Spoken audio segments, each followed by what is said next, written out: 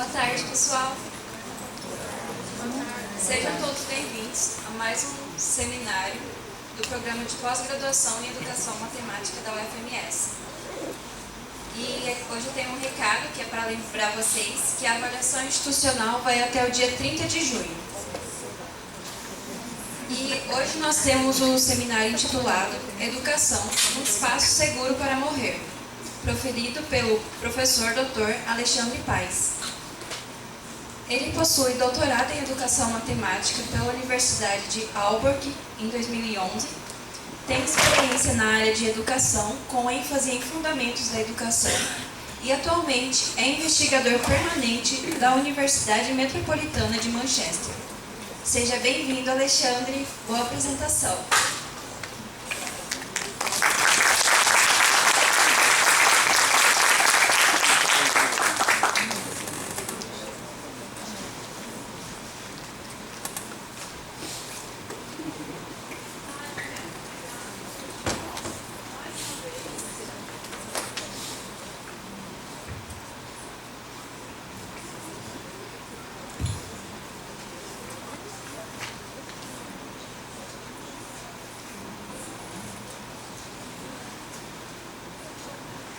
Boa tarde a todos. Obrigada por terem vindo.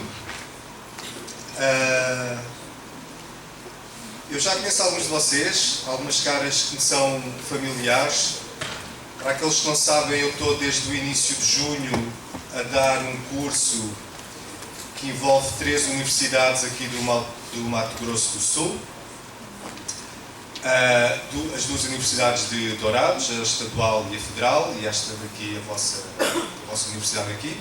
É um curso organizado pelas 3 universidades, como eu disse, com a Vanessa, a Adriana na Universidade Federal de Grande Dourados e com o Marcelo na Universidade Estadual do Mato Grosso do Sul.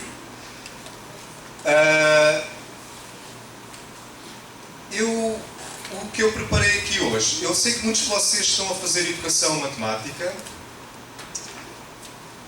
O meu passado também foi educação matemática. Muitos de vocês já me conhecem, eu fui professor de matemática em Portugal, 10 anos, até que saí da escola e fui para a Dinamarca fazer o doutoramento, ou doutorado, como se diz aqui, com a Paula Valer, na Universidade de Aalborg. E, entretanto, já há 10 anos que eu estou na Universidade Metropolitana de Manchester. Entretanto, a minha investigação mudou bastante nestes últimos 5 anos. A última publicação que eu tenho em Educação Matemática já é de 2018. Portanto, isto é um trabalho que já está bastante para trás, o que faz com que eu hoje não vá falar de Educação Matemática aqui. Eu poderia estar a rever as minhas investigações em Educação Matemática e preparar uma apresentação sobre as intervenções e as críticas que eu fiz à Educação Matemática, mas isso ia ser muito aborrecido para mim, porque teria que estar a repetir coisas que eu já disse há muitos anos. E também porque essas ideias, essas críticas estão todas publicadas nos maiores jornais do campo de educação matemática, em alguns livros também, com colegas um pouco por todo o mundo, e facilmente vocês podem ter acesso a elas e lê-las. Se por acaso não tiverem dificuldades em encontrar algum dos meus artigos, enviem-me um e-mail, o e-mail é este, e eu facultar-vos-ei o artigo. Eu sei que hoje em dia há uma grande indústria editorial que faz com que seja difícil a muitos estudantes e mesmo a muitas universidades acederem a artigos publicados em revistas científicas, mas se me pedirem eu envio o PDF de todos os artigos que eu publiquei. Portanto, o que eu hoje vou falar aqui é bem fora da educação matemática, e foi algo que eu pensei nestas últimas semana e meia. Eu estou no Brasil há 2 semanas já, eu cheguei no dia 8 de junho, estive em São Paulo, 4 dias a participar no terceiro comitê, na terceira Conferência Nacional dos Comitês de Luta. Não sei se vocês conhecem. É uma conferência que reúne diversas lutas por todo o Brasil, muito politizada, e eu tinha muito interesse em perceber como é que se está a discutir política desde baixo, pelas pessoas que de facto estão a sentir os problemas atuais no Brasil. E depois fui para Dourados, onde dei algumas aulas, lá com o grupo da Adriana e com o grupo do Marcelo, e entretanto fui conversando e fui-me apercebendo do tipo de dificuldades, contradições, tensões que hoje em dia as pessoas que trabalham em educação estão a sentir no Brasil. E, sem surpresa, eu notei que essas preocupações são também as preocupações que eu sinto na Inglaterra, que eu sei que muitos países europeus estão a passar por elas, e também nos Estados Unidos. Portanto, estas tensões, contradições que eu tenho ouvido nas várias conversas que tenho tido, é algo que reflete uma tendência mundial de mudança na educação. E foi com base nessas conversas que eu terminei preparando esta apresentação de hoje. Um bocadinho fazendo algumas conexões com os meus interesses de investigação atuais, que são muito no âmbito da filosofia da educação. Alguns dos slides estão em inglês, porque muita da literatura que eu leio e trabalho está em inglês, mas eu vou traduzi-los quando for necessário. Mas a maior parte das coisas estão em português. Então, o primeiro problema que eu reparei... só para resumir, eu acho muito importante investigar o aqui e o agora, daí eu ter preparado esta apresentação de facto só ontem, é que eu terminei de preparar. E eu vejo muita investigação como uma intervenção política. Uma intervenção que tem em conta as condições concretas e reais das dificuldades que as pessoas que trabalham em educação estão a sentir. E uma dessas dificuldades tem a ver com o facto de que a escola já não é relevante para muitos alunos. Isto foi uma notícia saída no dia 15 de junho, portanto há muito pouco tempo, a semana passada, num periódico português, portanto isto é sobre a realidade portuguesa, em que diz assim: ganho salarial do ensino superior caiu para metade e atingiu o valor mínimo. Em 2011, portanto há 12 anos, um diploma superior pagava mais 51% do que o ensino secundário. O ensino secundário é o equivalente ao vosso ensino médio.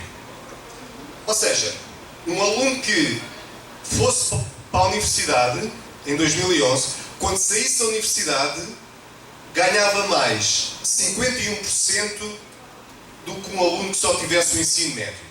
Isto é um aumento significativo. Valia a pena ir para a universidade. Em 2022, portanto, o ano passado, essa diferença caiu para 27%. Portanto, para metade. Salário nominal dos licenciados. A licenciatura em Portugal é uma graduação, eu sei que aqui tem um significado diferente. Não evoluiu, originando quebra de 13% do salário real. Ou seja, muitos alunos estão-se a perceber que a escola, a Universidade de Educação, já não é aquele garante de sucesso. Já não nos permite aquela mobilidade social de ascender de classe, de encontrar um emprego com um salário mais proveitoso. Isso foi uma das preocupações que eu tenho vindo a sentir também aqui no Brasil muito fortemente. Os alunos estão a desistir da universidade, das escolas da educação. Outro, muito forte também, aqui no Brasil e também no Reino Unido, onde eu trabalho, o clima de intimidação e censura na educação brasileira. Isto foi uma notícia do ano passado, 2022, muito dentro daquele contexto que eu tenho vindo a saber cada vez mais sobre a escola sem partido. Portanto, todas estas tensões sobre o que é que um professor pode tratar com os alunos na sala de aula, que temas são permitidos, não são permitidos, etc.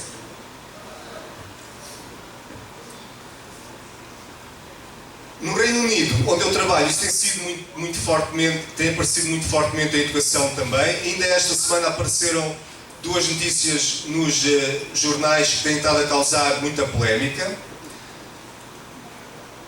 Um professor do Reino Unido, do UK, chama dos estudantes despicable, como que ridículo, ou mais ainda, como desprezível, numa discussão em sala de aula sobre as questões de género. Portanto, o aluno disse na sala de aula que só havia 2 géneros e foi expulso da sala de aula por causa disso.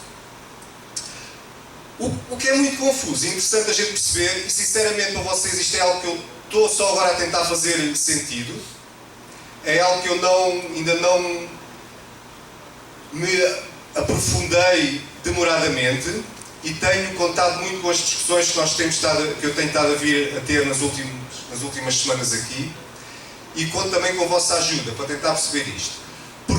Por um lado temos uma censura exercida sobre o que é normalmente chamado de direita sobre a esquerda, que seria este primeiro caso da escola sem partido, mas aqui também temos uma censura que poderia ser um bocadinho de alunos que contestam ideias que poderíamos associar a um espectro de esquerda, como as questões de género, de raça, mas que também são censurados na sala de aula. Portanto, isto para mim é tudo muito confuso. E eu estou a tentar perceber isto porque é um problema que está a afetar os meus alunos. Eu dou aulas em Manchester, tenho uma comunidade de alunos muito diversa, não sei se vocês conhecem bem Manchester. Manchester é uma das cidades mais multiculturais do mundo, recebe alunos de todas as ex-colónias inglesas, desde a Ásia, a África até ao Médio Oriente. Muitos dos meus alunos vêm de um contexto muçulmano, muitas são alunas muçulmanas, vítimas de islamofobia, como vocês sabem, nos últimos anos nos Estados Unidos e no Reino Unido e na França, e um pouco também na Alemanha, no contexto da guerra ao terrorismo e do terror do muçulmano. Isto são pessoas, alunos que têm sofrido bastante xenofobia.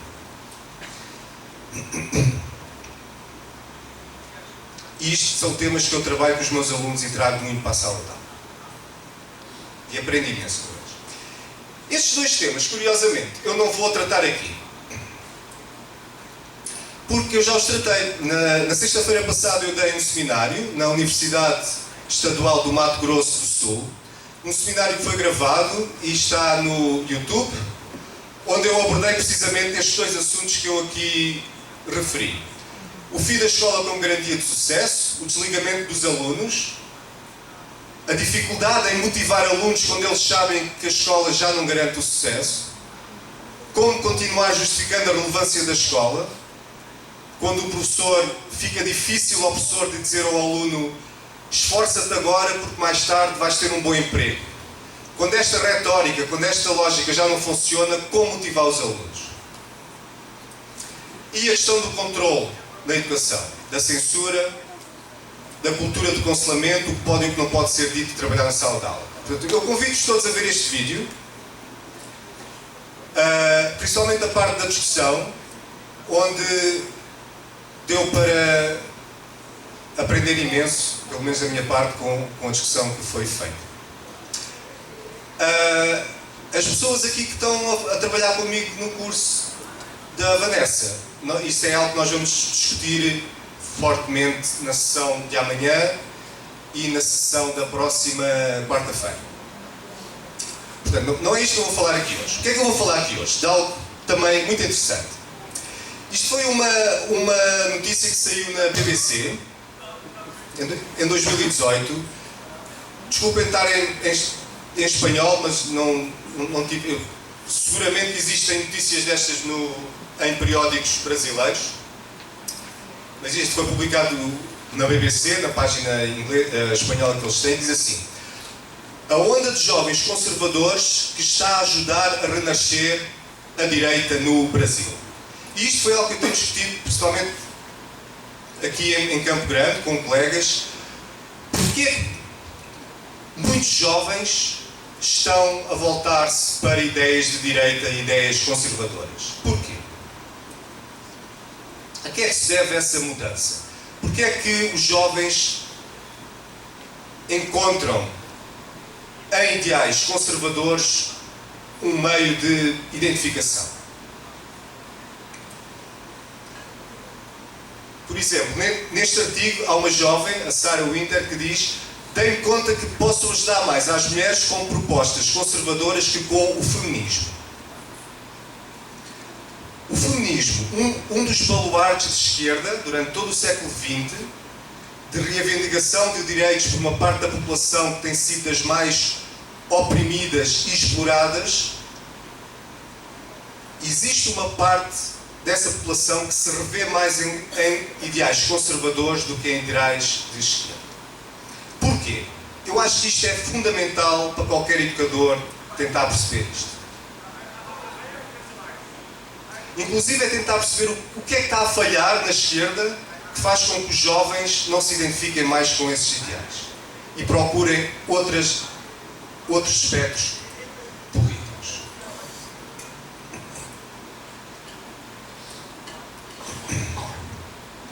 Um estudo muito recente no Reino Unido, isto é da Guardian, mostrou que os estudantes mostram um chocante aumento no suporte pela censura. Muitos estudantes suportam e defendem a censura nas salas de aula.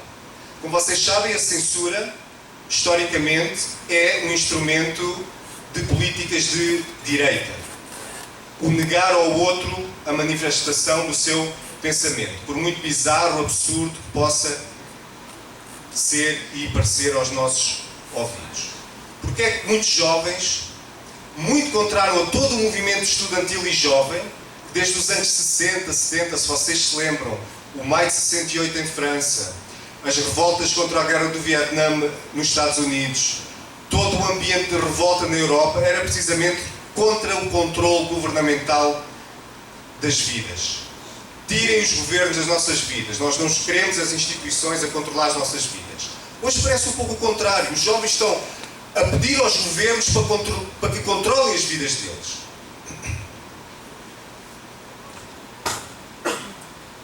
Então, é muito interessante notar esta polarização na sociedade. Muito agreste, muito intensa. Entre o conservadorismo e o compromisso social. A agenda para a justiça social. Uma grande divisão que eu sei que vocês experimentam aqui no Brasil. Na Europa isto é muito forte também. E nos Estados Unidos talvez seja o país atual onde essa divisão é mais forte. Se nós somos educadores, e ser educador implica trabalhar com pessoas diferentes, com ideias diferentes, eu não vejo como é que possamos deixar de pensar estas questões de modo sério e tranquilo.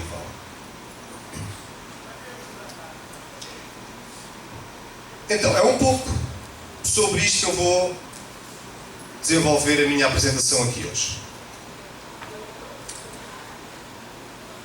Sobre estes dois horizontes. O horizonte conservador e aquilo que foi designado, é designado no contexto americano, mas que tem como que expandindo-se por outros contextos também, o horizonte woke. O horizonte da suscetibilidade social, das lutas pela justiça social, pelos direitos de minorias, etc. Isto tem dado aso a Não sei bem como é que é aqui no Brasil, isto são tudo expressões inglesas, porque isto é um fenómeno muito norte-americano. Mas como vocês sabem, os Estados Unidos têm um grande impacto no mundo, não é? Tudo o que se faz nos Estados Unidos acaba por ter um impacto muito forte no resto do mundo, especialmente na Inglaterra. E isto são expressões que começam a ser muito usadas nas universidades inglesas. Os trigger warnings são avisos que um professor tem que fazer quando for abordar um assunto mais delicado na sala de aula. Tem que avisar, olha, este assunto é delicado, se vocês forem suscetíveis de ser afetados por este tópico, é melhor não virem à aula. Isto normalmente são questões ligadas com a sexualidade, de raça, opressão, etc. A noção do espaço seguro, que a aula tem que ser um espaço seguro, onde as pessoas têm que ser protegidas. A cultura do cancelamento. Muitos eventos têm sido cancelados na Inglaterra por pessoas com ideias ou argumentos um pouco contrários à narrativa oficial. Quer essa narrativa oficial seja de esquerda ou quer seja de direita. As microagressões, eu tenho vindo a trabalhar sobre isto, não me vou alongar aqui muito.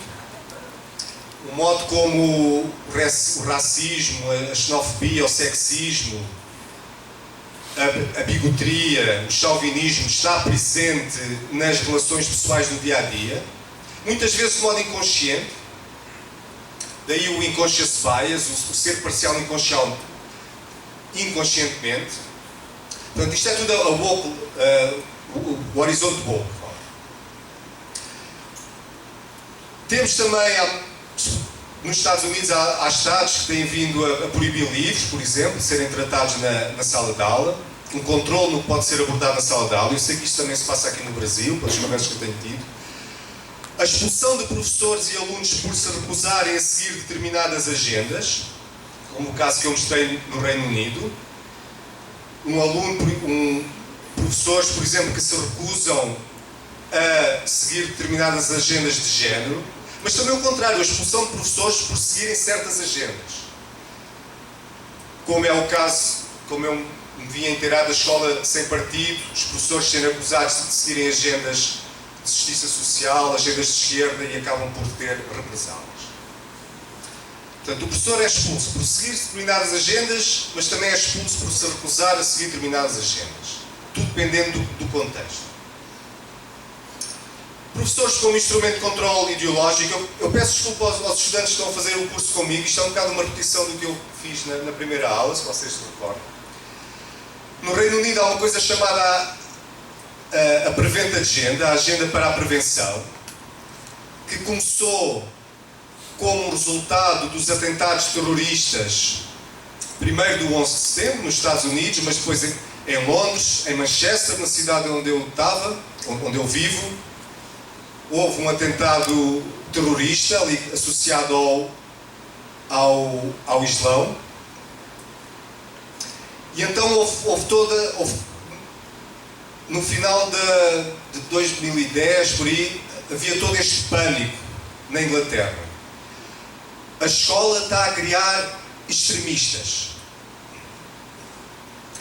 E foi pedido aos professores que denunciassem qualquer indício de que um aluno possa estar a ser levado por uma agenda extremista. Ou seja, foi pedido aos professores que policiassem os alunos. Primeiro nas escolas, agora nas universidades. De 2 em 2 anos eu tenho que fazer um curso, um treino, como eles dizem, para ajudar a detectar esses sinais de extremismo.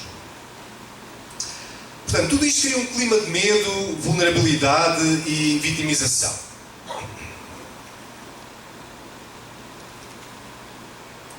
Os estudantes são vistos como seres frágeis e vulneráveis.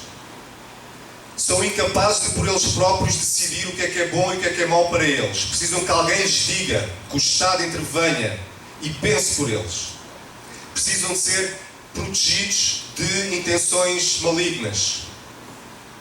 Portanto, tudo isto mostra uma conceituação de subjetividade muito frágil. E a questão que eu tenho vindo, que eu acho interessante colocar e que eu tenho vindo a explorar é: a quem é que interessa a classificação das pessoas como frágeis e vulneráveis? A quem é que pode interessar isso? Portanto, há toda esta lógica de protecionismo, de proteger as pessoas. Estas são as duas questões que, estas conversas que eu tenho estado a ter desde que cheguei no Mato Grosso do Sul. São coisas que, como vocês podem ver, são problemas não só do Brasil, mas que se estendem por todo o mundo, pelo menos o mundo ocidental. Eu não sei muito bem como é em África, e também não sei muito bem como é que é na Ásia, mas sei que na Europa, nos Estados Unidos e aqui no Brasil, estas tensões estão atualmente no centro das preocupações educacionais.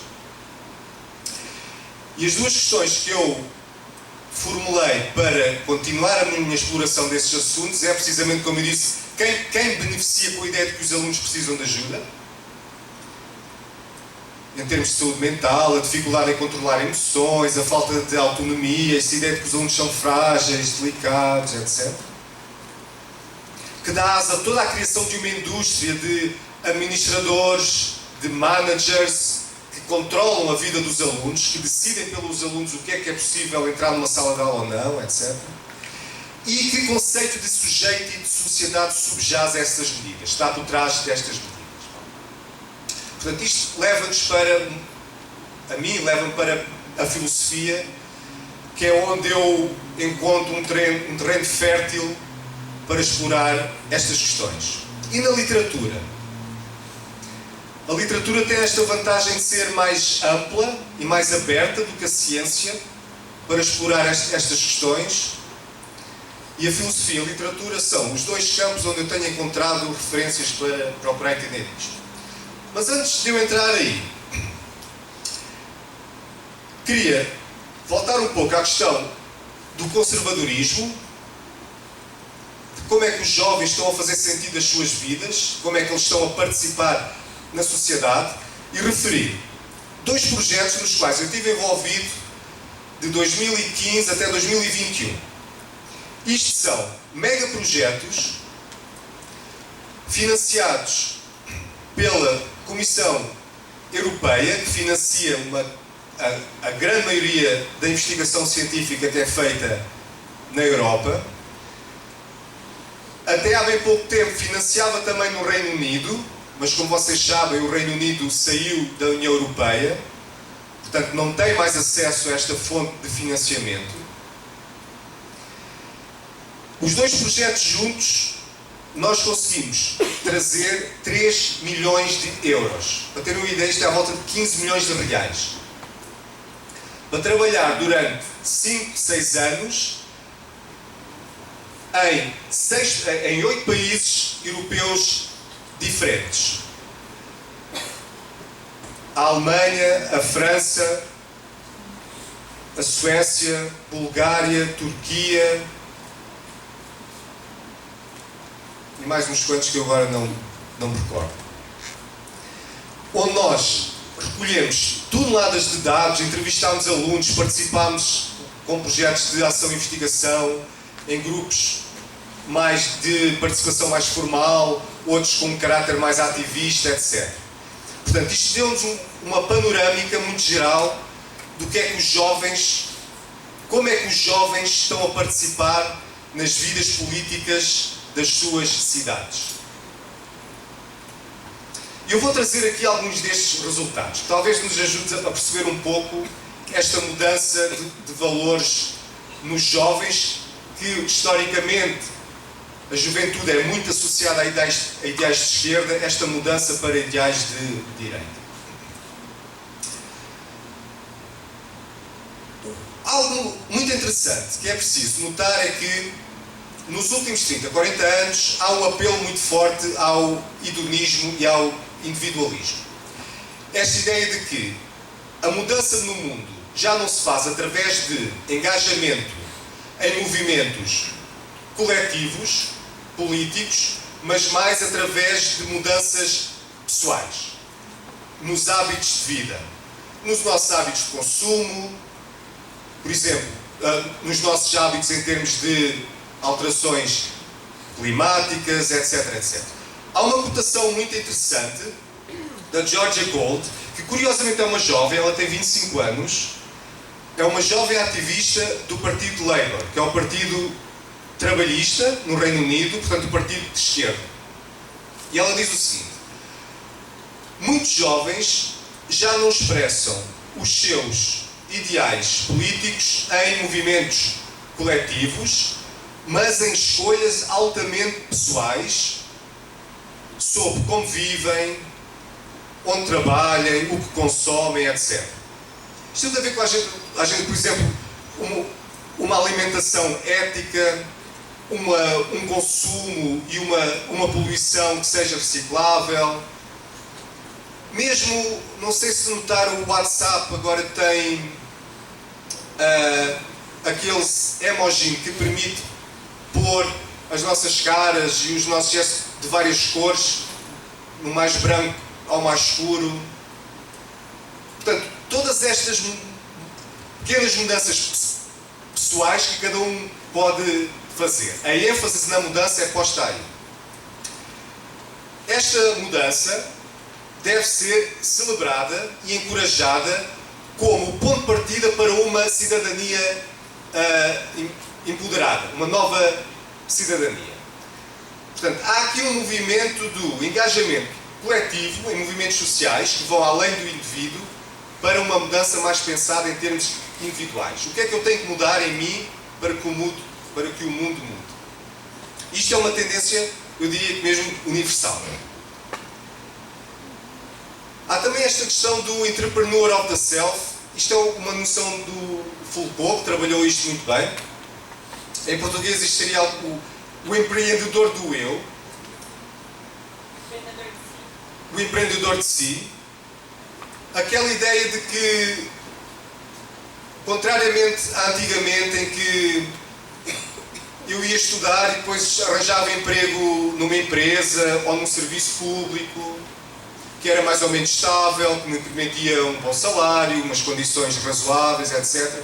Hoje em dia esta ideia de que eu tenho que investir em mim mesmo, tenho que ser o capitalista de mim mesmo. Vá lá. Portanto, isto tem a ver com o autogoverno que os indivíduos aplicam a si mesmos. Isto tem a ver com os ideais de melhorar, aumentar as capacidades, as habilitações, as emoções, a saúde, os nossos corpos, etc. Esta ideia de que eu tenho que me aperfeiçoar como si. Dentro desta lógica, o eu é visto como um investimento. Eu invisto em mim. Onde os jovens são... É esperado que os jovens experimentem com diferentes identidades, que se improvem constantemente, seguindo rotinas e estilos de vida. Portanto, a participação juvenil nos últimos 30 anos é muito guiada por estes dois alicerces. Há uma primazia do eu sobre o nós. Há também uma lógica dos sentimentos. Esta ideia de que os meus sentimentos são sagrados e ninguém sente por mim. E ninguém pode argumentar contra os meus sentimentos. Que é uma posição muito solipsista, que isola. Porque se ninguém pode argumentar sobre aquilo que eu sinto, não há espaço para discussão. Eu fico fechado em mim mesmo. A resistência ao outro que é diferente de mim. A ênfase no eu dificulta o ouvir algo diferente.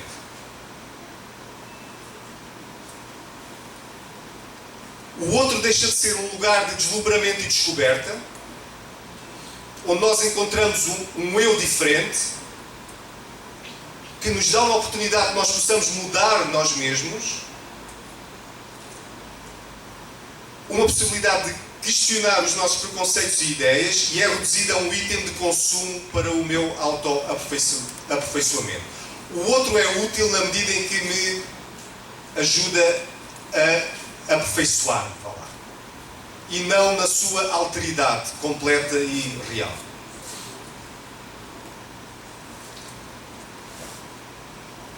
O medo de ofender, quando estamos fechados a este medo de ofender, de medir as nossas palavras com medo de ofender suscetibilidades. E isto é muito interessante, eu exploro isto um bocadinho com a psicanálise de Lacan,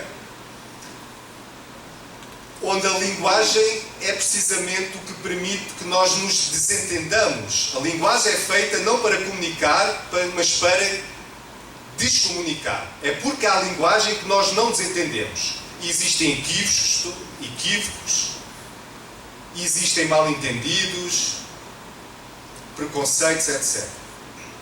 Eu estou aqui a falar, eu não tenho a mínima ideia de como é que as minhas palavras estão a ser recebidas por vocês. Como é que vocês me estão a receber? E se eu começo a medir, a controlar aquilo que eu digo para não ofender a ti, eu bloqueio completamente. Fecho. A profissionalização da relação entre as pessoas. Como as pessoas são frágeis, não são capazes de decidir por elas próprias, há necessidade de uma equipa de profissionais criar medidas e decidir por elas mesmas. Há uma estatística que eu mostrei a semana passada em Dourados que, nos últimos 3 anos, as universidades, a Universidade de Stanford, nos Estados Unidos, uma das universidades mais conceituadas dos Estados Unidos, empregou 15.600 e tal administradores. Administradores são pessoas que não ensinam, que não fazem investigação, mas que todavia regulam e controlam muito do que é feito nas universidades. Por exemplo, toda a Prevent Agenda que eu falei é gerida por os tais administradores. Eu não sei se o nome seria administradores aqui no Brasil. Pessoas que não ensinam, pessoas que não fazem investigação, mas que têm um impacto muito forte naquilo que é feito nas universidades. Mais de 15 mil. Estudantes entraram 16 mil, ou seja, é quase um administrador por cada estudante. Vocês veem o nível de controle que está a entrar nas universidades. Um resultado muito interessante do projeto é que contradiz muito esta ideia do individualismo, esta ideia de que os jovens estão e querem cada vez mais a mudança por meio do individual. Eu vou ler esta cotação porque acho que ela resume bastante bem esta outra perspectiva. Esta superabundância de oportunidades que os jovens revelam em cidades como Frankfurt, na Alemanha, Gotemburgo, na Suécia e Zurique. Reparem que isto são das cidades mais ricas da Europa. Estamos a falar de jovens de uma classe média alta. Se bem que se pode falar de classe média e média alta nos países nórdicos, mas jovens que estão bem na vida. Não é o jovem pobre, não é o jovem que luta pela sobrevivência, que não é a mãe solteira de 16 anos que tem um filho para cuidar, etc. Isto são jovens que têm tudo, têm uma super abundância. Esta superabundância de oportunidades, eles reportam, os jovens, leva a uma incerteza nas suas identidades. Com os jovens a experimentarem diferentes identidades sem nunca se sentirem em casa ou satisfeitos. É como que há tanta coisa que me é solicitada que eu pareço... Há um jovem que isto parece como uma geleia. Eu lembro deste depoimento dele. Parece que não há nada que me enraize, que eu não, ao fim e ao cabo, no meio destas todas identificações, no meio de tantas identificações, eu perco-me a mim mesmo. Sempre mudando os interesses e sem levá-los a um fim. Os jovens queixam-se da pressão constante para ser ativo, para se auto-melhorarem, através do engajamento em atividades extraescolares, participação através do consumo. A pressão constante para ser ativo, para experimentar diferentes estilos de vida, para se otimizarem, leva, em vez de levar àquele estado emancipado de cidadania, como a Georgia Gould referia, é experimentado por estes jovens, e isto foi um resultado muito interessante do estudo, como aborrecimento, ansiedade, falta de perseverança e falta de commitment, de compromisso. Portanto, os jovens estão a sentir desconforto com esta pressão para se focarem neles. E isto foi um dos resultados mais interessantes do projeto. Há uma tirania do eu. A ênfase no eu cansa, causa ansiedade e limita. Mudar o mundo mudando-no não é suficiente para muitos destes jovens. Eles sentem a necessidade de tornar-se parte de algo maior que eles mesmos, de fazer parte de algo que não seja só o seu eu. E isto leva-os a duas dimensões. A dimensão política, o engajamento em movimentos políticos, e a questão espiritual, que lhes dá de facto que vai ao encontro da necessidade de irem para além deles mesmos. Muito interessante verificar isto nos jovens. O surgimento de ideais conservadores entre os jovens, por exemplo, nós estudámos bastantes jovens, uma jovem italiana que se converteu ao islamismo, precisamente porque encontrou aí um meio coletivo de comunhão com algo maior que ela, que a permitiu um alívio dela mesma, um sentimento de pertença. Isto foi muito nítido. Falta aos jovens um sentimento de pertença. E a questão muito interessante para nós pensarmos como investigadores e como educadores é: pertence a quê? O que é que na sociedade está a oferecer aos jovens espaços de pertença?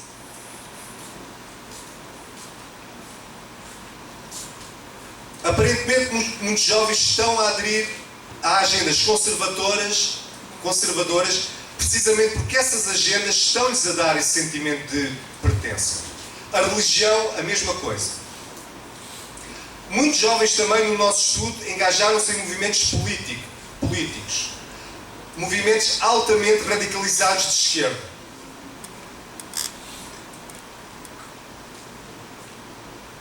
Movimentos como o feminismo, por exemplo.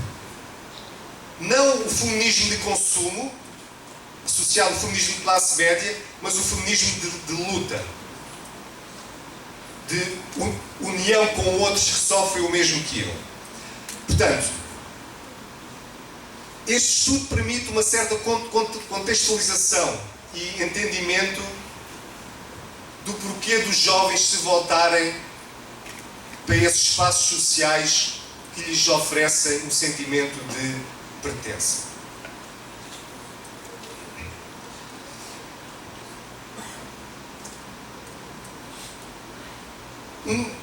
Um sujeito que se dá a um outro, quer seja um movimento político, quer seja uma religião, abre um momento de agência. E isto é muito interessante. Num pensamento tradicional, movimentos políticos, religião, etc., são vistos como castradores da liberdade individual, castradores da agência. Mas para muitos destes jovens, foi precisamente quando se engajaram nesses movimentos que eles se sentiram verdadeiramente agentes. Agora eu posso fazer algo. Eu tenho uma estrutura aonde operar. Se é só sobre mim, eu fico perdido. Eu preciso da estrutura para ser livre.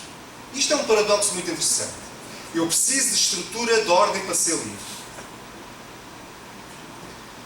O gesto de se esquecerem, de nos esquecermos de nós mesmos e de nos engajarmos no que aparentemente são estruturas alienantes, o campo da política, da religião, foi, para muitos dos jovens do nosso estudo, uma fonte de liberação. Uma fonte onde verdadeiramente se tornaram eles próprios.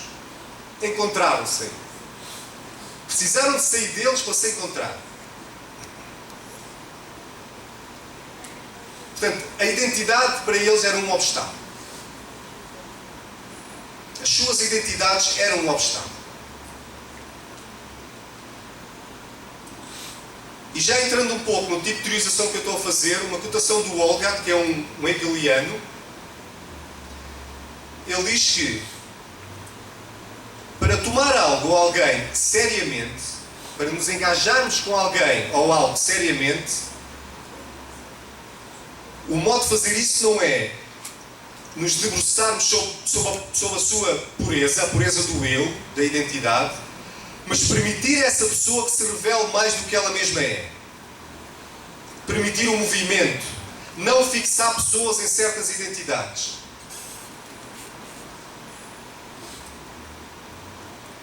Ter em mente que a própria pessoa, ela mesma pode estar a lutar com aquilo que ela é. Pode não estar segura de si. Pode ter questões. Pode não estar à vontade na sua religião, por exemplo. Como eu tenho muitas das alunas que eu tenho muçulmanas, uma das coisas que elas me ensinaram a perceber e a mudar foi o preconceito que inevitavelmente todos nós temos sobre o mundo muçulmano, por causa de todo o bombardeio constante que temos da mídia sobre o mundo muçulmano, que é extremamente negativo. São alunas que lutam elas mesmas, muitas vezes com as suas famílias, que as impingem certos ideais que elas sentem não serem os adequados para elas. Por exemplo, ainda há uns meses estava a falar com uma aluna que queria fazer uma tatuagem, uma aluna muçulmana, e no islamismo não é permitido fazer uma tatuagem. E ela estava a lutar com isso. Ela era islâmica, ela usava o véu, inclusive respeitava o hijab, mas lutava contra isso. O papel da mulher no Islão, a luta que muitas dessas alunas têm contra o papel que as suas famílias lhe tentam impingir como mulher, que a educação não é valiosa, por exemplo. É muito importante nós sairmos dos nossos preconceitos e ouvir o ser real que está a falar connosco, porque muitas vezes esse ser real, ele mesmo está a lutar com a sua própria identidade. Não é fixo. As identidades não são fixas. As histórias das nossas vidas mostram isso muito bem. E qualquer tentativa de fixar uma identidade é um ato que reduz bastante as potencialidades de qualquer indivíduo de se tornar algo diferente do que aquilo que ele é. Portanto, a identidade pode ser uma prisão.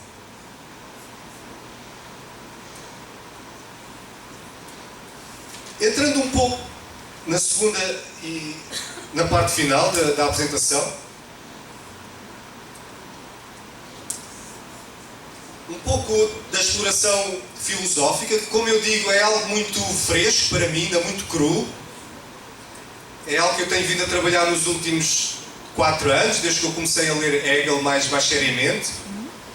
Hegel, seguramente vocês sabem, é um filósofo alemão do século XIX, contemporâneo de Kant, um dos últimos filósofos, né? Aqueles filósofos que tomavam a filosofia como um todo, tipo Kant. Heidegger foi um pouco assim também no século XX. Há ideias em Hegel que eu gosto muito. Por exemplo, a ideia do coletivo, do nós. Que a filosofia hegeliana é uma filosofia do nós. não é uma filosofia do eu. A filosofia kantiana é a filosofia do eu.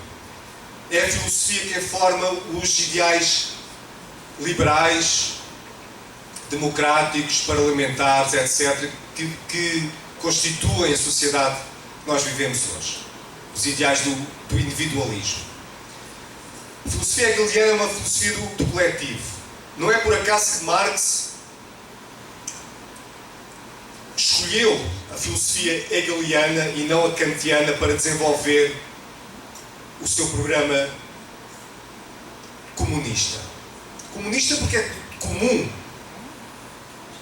O que é comum a nós? O Hegel lida muito com a ideia da contradição, que uma coisa pode ser ela mesma e o seu contrário. Que uma pessoa pode ter em si mesma contradições. Que os seres, os indivíduos não são transparentes, nem para eles mesmos. A ideia do movimento, que nada está fixo, que as coisas movem-se. E esse movimento é a essência da vida. E a ideia do negativo, do contraditório. Lacan, com os estudos em linguagem, mas eu não vou entrar muito por aí. E Kant-Paul, que foi uma... eu não sei bem como chamá-la, porque é daquelas investigadoras que rompe completamente as barreiras disciplinares com que a ciência moderna foi feita. Eu gosto muito desta abordagem. Ela tem a ideia de que eu tenho um problema e não me interessa de onde vem o conhecimento, de que disciplina vem. Qualquer coisa me é útil para perceber melhor a realidade que eu tenho. Ela tem um estudo sobre emoções que faz uma crítica precisamente àquela lógica dos sentimentos que eu estava há pouco a fazer. Como a gente pode ver emoções não como algo pessoal, íntimo, mas como algo coletivo. E numa parte do livro da Kate Paul, que eu estava a ler no ano da pandemia, em 2020, eu parei com uma citação da Clarice Lispector, de quem eu nunca tinha ouvido falar. Apesar de eu conhecer um pouco da literatura brasileira, nunca tinha ouvido falar na Clarice Lispector. E imediatamente chamou a minha atenção. Eu passei os primeiros 3 meses do isolamento, do lockdown, a ler tudo o que eu poderia encontrar da Clarice Lispector. E a Marguerite Duras, que é outra vez, uma pessoa que rompe completamente com as disciplinares. Ela era francesa do século XX, ela morreu nos anos 90, se não estou em erro, mas ela foi escritora, foi poeta, foi realizadora de cinema, tem dos melhores filmes que já foram feitos em cinema, o India Song, dramaturga, era uma pessoa do mundo das ideias. Um pouco como hoje em dia já é difícil, mas um bocado um ser, uma mulher do Renascimento, onde ainda não, ou do antigo mundo grego, onde ainda não havia barreiras disciplinares e tudo era permitido no caminho do conhecimento. Portanto, como eu disse no início, as referências que eu encontrei para fazer sentido destas tensões foram na filosofia e na literatura. Eu tenho um artigo, é a minha primeira e neste momento ainda única publicação onde eu tenho vindo a explorar estes assuntos. Foi publicado numa revista da Subjectivity, que se chama Hegel, Subjetividade e Juventude. Está aqui o link. Eu consegui, depois de muita luta, convencer a minha universidade a pagar o acesso livre, o Open Access, que custa uma brutalidade de dinheiro. Eu não estou bem assim, mas acho que a universidade pagou uns 50 mil reais para este artigo estar livre, acesso acessível a toda a gente. Não foi fácil, mas consegui.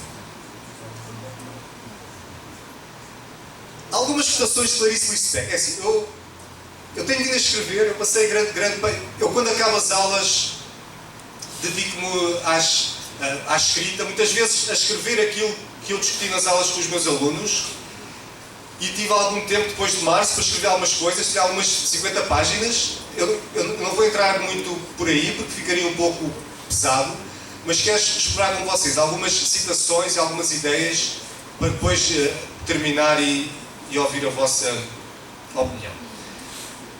A Clarice Lispector disse coisas como: obcecado pelo desejo de ser feliz, eu perdi a minha vida. E quer dizer, os escritores têm este dom fantástico de sintetizar numa frase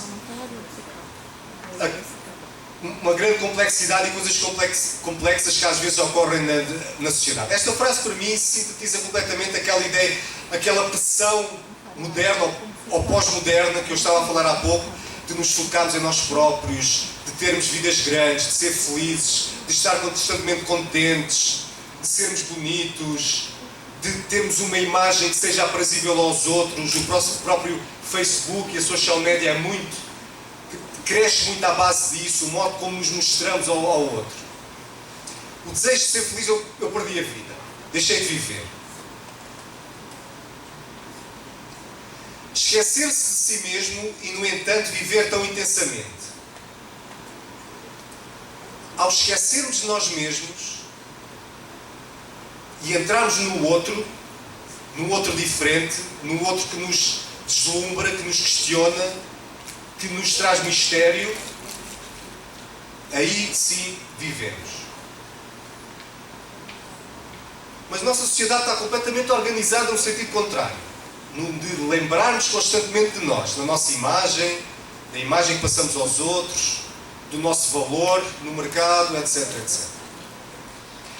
E por isso há tanta frustração. Por isso há tanta frustração hoje em dia com as vidas que temos.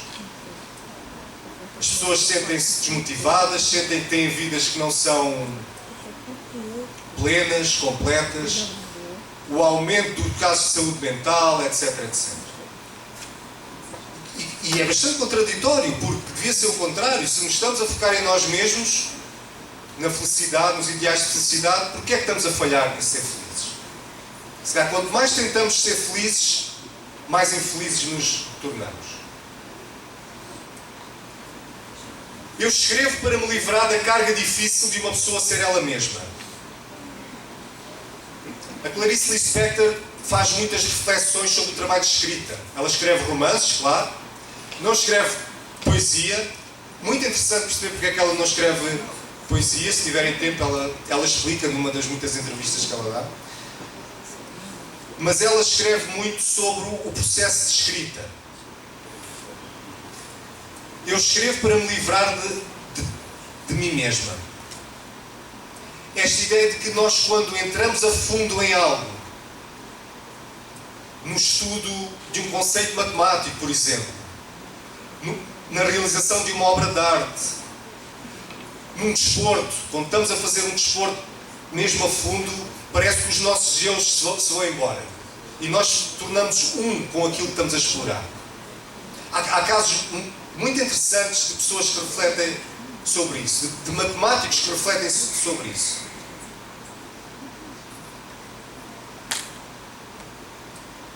Por exemplo, ocorreu-me agora, há uma entrevista do Ayrton Senna que ele dá, onde ele descreve uma daquelas voltas fantásticas que ele fez no circuito do Mónaco,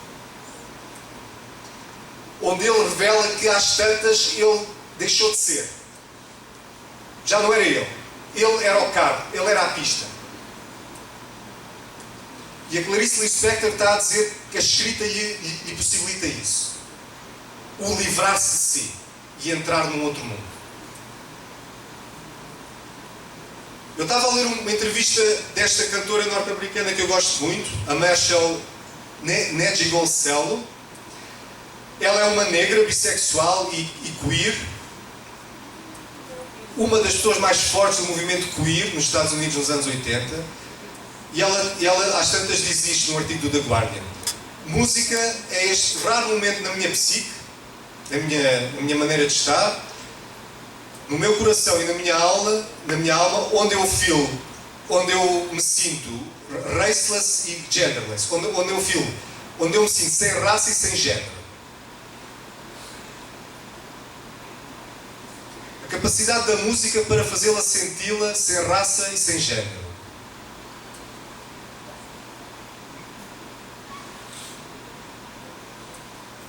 Muito bem. A Kate Paul tem esta ideia de impersonal subjectivity. Uma subjetividade que é impessoal. Que é um paradoxo, é contraditório. Como é que uma subjetividade pode ser impessoal? Ela usa este termo para indicar uma subjetividade deprivada de o contento egocêntrico, egoísta. Uma subjetividade que está ligada a um outro inassimilável, mas que ao mesmo tempo nos permite o reencontro com nós mesmos. O outro pode ser uma pessoa, pode ser a escrita, no caso da Clarice Lispector, etc. Uma subjetividade que não é sobre a interioridade e self-suficiência, mas sobre a exposição e movimento. E Hegel, ela usa Hegel nas suas escritas. Hegel tem destas frases muito contraditórias, não é? Porque a base da filosofia lacaniana é a contradição e o negativo. E como é isso que permite o movimento. Destruindo-nos a nós mesmos, nós preservamos-nos da destruição. Ao nos destruirmos, preservamos-nos.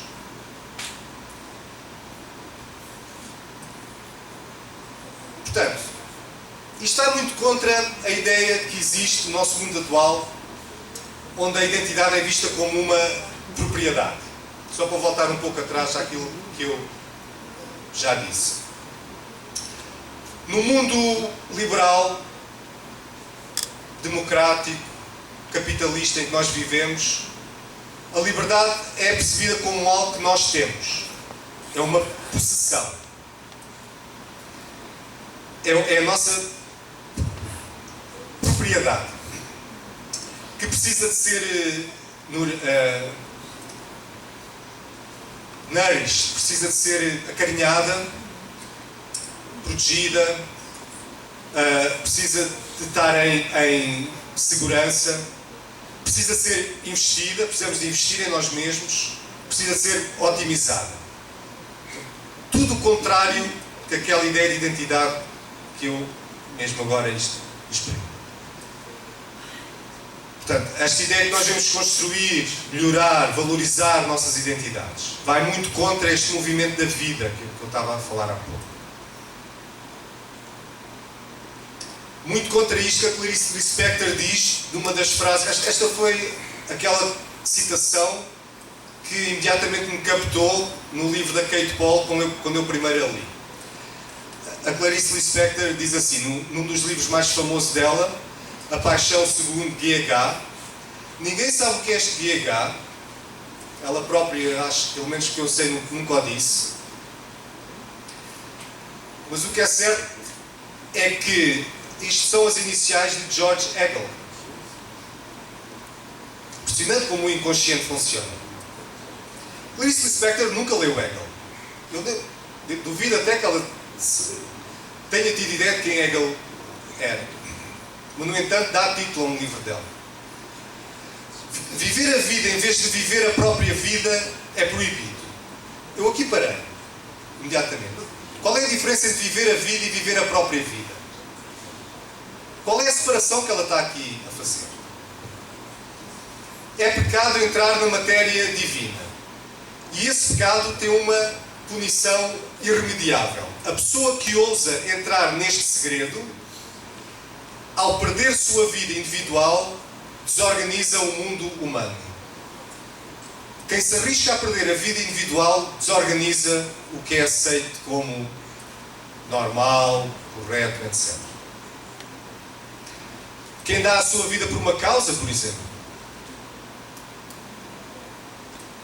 isto vai contra o ideal liberal, em que o indivíduo é senhor e próprio de si mesmo, em que a vida é o maior valor que nós temos.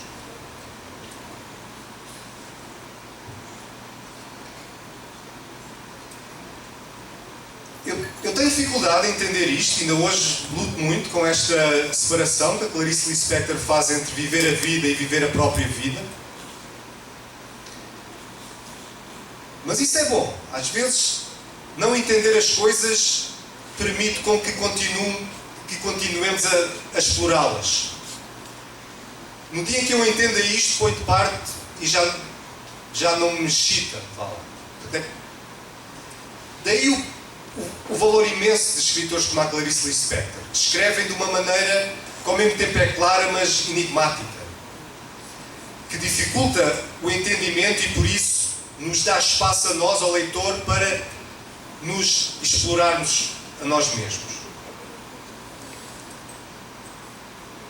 Porquê que os professores não atuam mais assim? Porquê que os professores têm esta pulsão de explicar tudo ao aluno? Em vez de dar espaço ao aluno para que ele próprio tenha dúvidas, se questione, que não entenda. Porquê que o não entendimento é tão mal visto nas nossas salas de aula? A fluência da vida, não é? A flow da vida, que trespassa o indivíduo, nunca está parada. A vida é tempo, não é? E o tempo não para.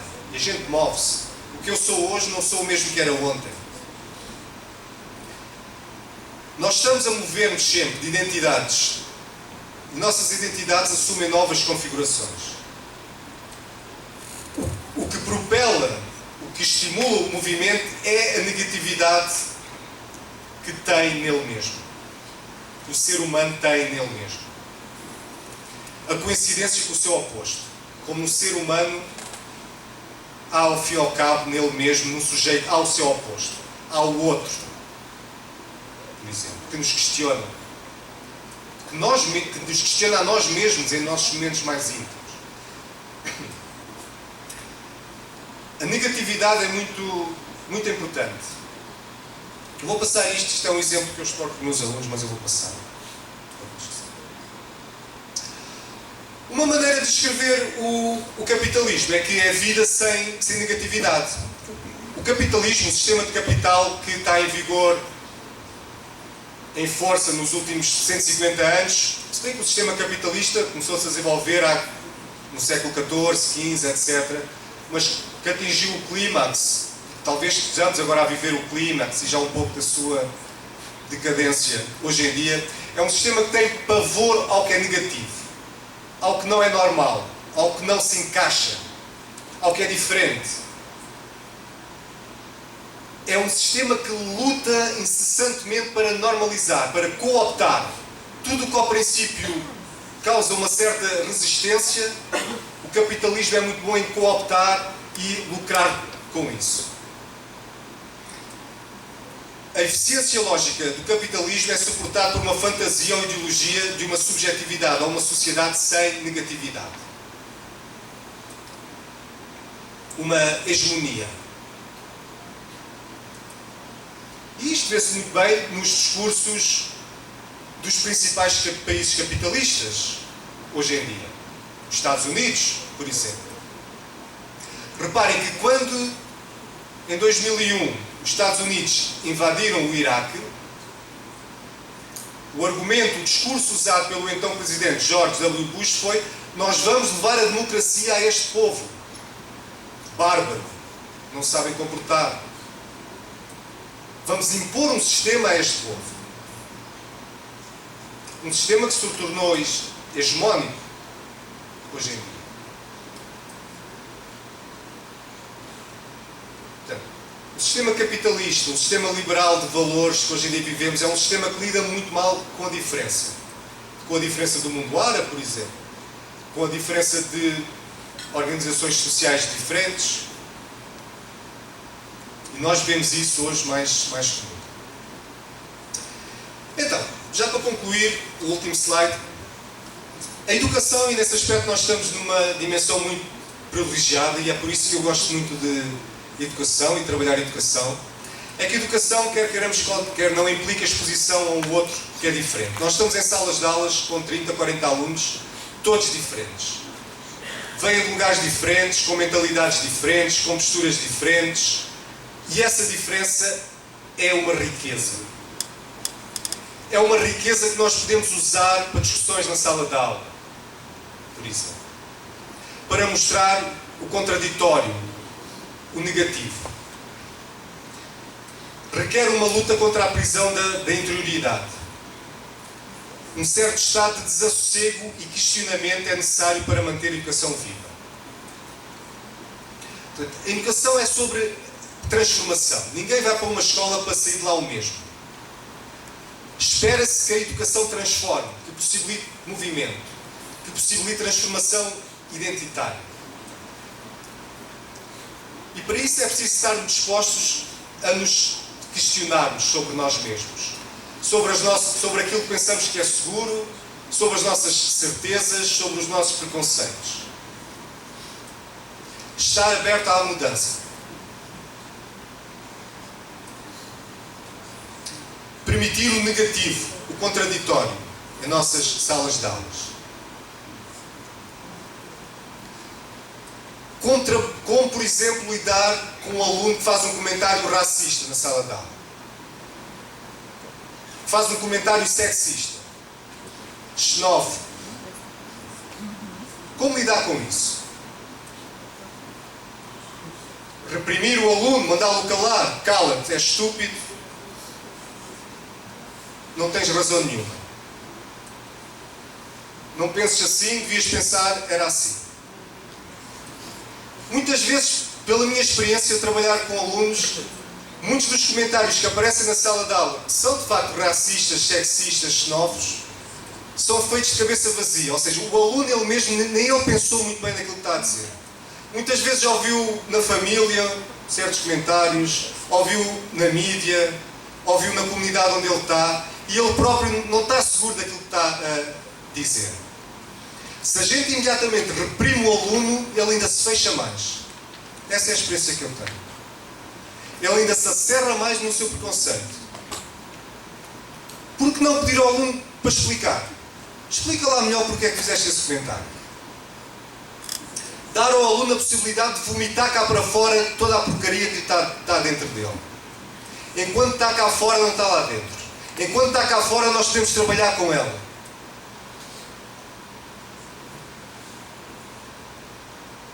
E muitos alunos, ao tentarem explicar posições racistas, e eu tenho casos destes na minha sala de aula, eles próprios entram em contradição. Porque não é sustentável. Qualquer posição totalitária, sexista, não é racional. Não é...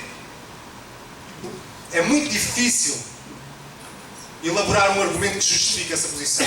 E o próprio aluno entra em contradição. E ele próprio se apercebe do ridículo daquilo que disse. E aí ele muda. Ninguém se convence por imposição. Quanto mais a gente tenta convencer os outros a mudarem, mais as pessoas se acerram nos próprios preconceitos. Como educadores, nós temos que saber guiar os alunos para que eles se convençam a eles mesmos.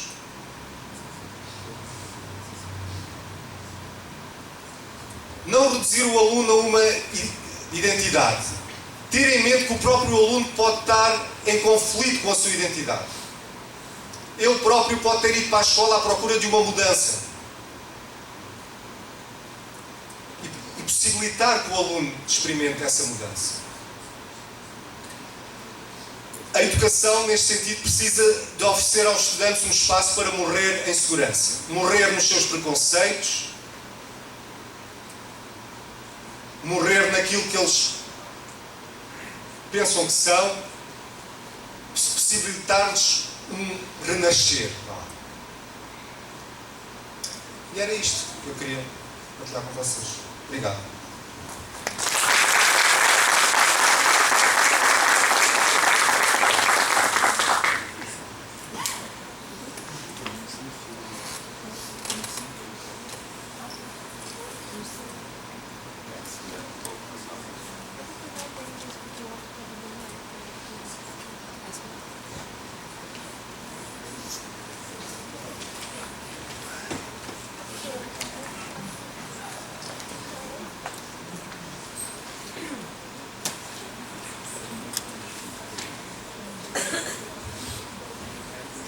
pela apresentação, Alexandre.